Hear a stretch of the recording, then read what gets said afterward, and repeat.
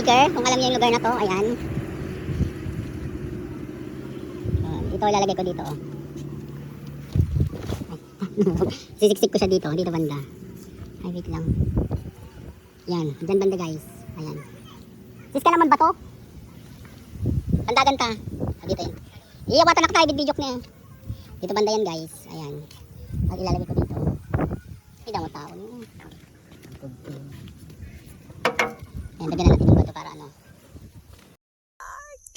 Oh, hindi ka.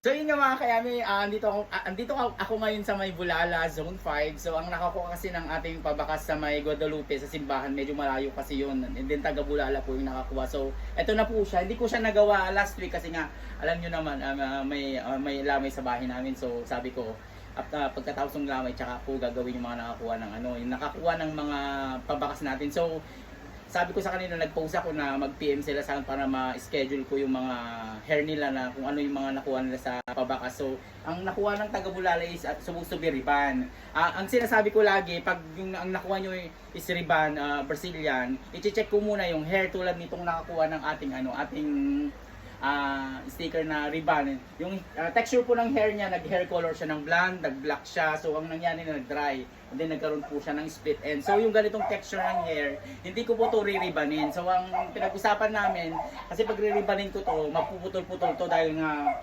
overdose sa gamot. Kita nyo yung hair niya, pag sa malapitan na yan.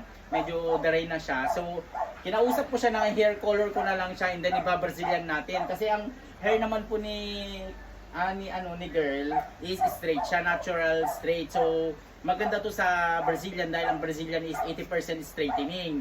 So ang mangyayari nito, magaganda yung texture ng hair nito at kukulayan natin. Yun po ang effect ng ating Brazilian. So mag-update ako sa inyo mamaya kung ano magiging itsura ng hair ni ate girl. So yun lang guys, bye! Ito yung before ng buhok ni Janelle. Sinasabi ko sa inyo, ganito yung naging texture ng hair. Nag-hair color siya ng blonde and then nag-black siya kaya ganito ang naging itsura. Nagkaroon siya ng split end sa mataas and then nag-dry yung kanyang hair. So ang nakuha niya kasi is ribbon Brazilian pero hindi ko siya i-ribbon Brazilian. Ayan. So ang gagawin ko dito, iti-treatment natin ng botox and then hair color natin siya. So ito yung before. So this is the after guys. So makikita nyo kumpara ng kanina.